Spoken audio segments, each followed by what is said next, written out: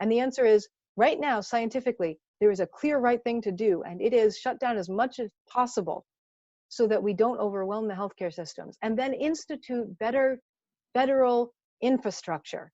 Right now, we have this incredibly stupid plan of essentially every state for itself, and even within the states, some of the states, every city for itself. We know that works badly. I can explain to toddlers why that works badly. Imagine that I dump a bunch of M&Ms on a table, and I say, eat as many M&Ms as you want, and you're alone in the room, and you know no one else is coming into the room. Yeah, you're probably going to grab a handful of M&Ms and enjoy them, but you're not going to finish the M&Ms. If there's a zillion of them, you're going to leave them there for later because you just enjoyed your M&Ms, and now there's a diminishing return. Like, the next one's fine, but I know that in 3 hours, I'm going to really enjoy eating more M&Ms again. If instead I have a birthday party of 5-year-olds competing with me for my M&Ms, I am eating as many M&Ms right now as possible, because otherwise those M&Ms are going to go away and I don't get to have them at all. Right now, we do not want a system where everyone looks at our ventilators and our masks and our gowns and goes, someday we're going to need these. I'm going to have to get them now. It's the same thing as I don't know why people are hoarding toilet paper, but the same thing as toilet paper. No one needs all that toilet paper right now. Everyone is going, someday I might not be able to get this, so I'm going to take it now. Mm-hmm.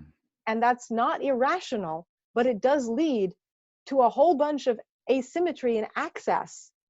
And when you're talking about medical care, what we should be doing is funneling what is needed to where it is needed, and with an understanding and a promise and an infrastructure that ramps up, that says, and then when you need it later, here's how we're going to get it to you. Doing that, having someone who stands up and says, here are our plans. Operations research, this isn't even science, medicine, this is a field of logic and engineering that came out of World War II to make sure that we could manufacture things quickly enough to meet national need in wartime.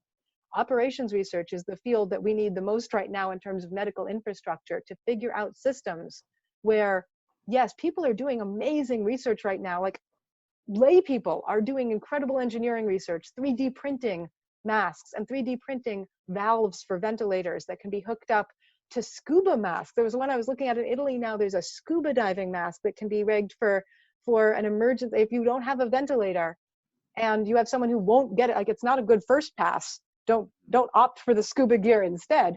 But if you don't have access to the next ventilator and you wouldn't get one, but for someone has some scuba equipment and a new valve, and you can hook it up to a CPAP machine. Someone is working on that. That's incredible. So we have, like, Dyson is designing new ventilators. We're building more old ventilators.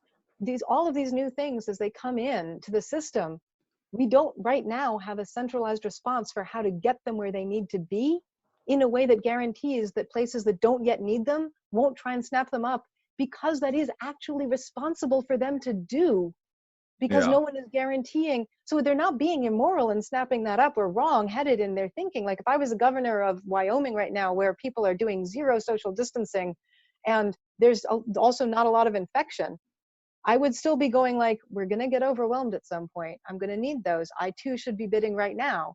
I should be trying to get some. And the answer is, you don't need them yet. Mm-hmm. But it would make no sense for me, the scientist, to tell people, don't get them, you won't need them. You will need them. What we actually need to do globally, but certainly nationally, is have the political and social will to demand coordinated response and then trust the system. And right now we don't have trust in the system.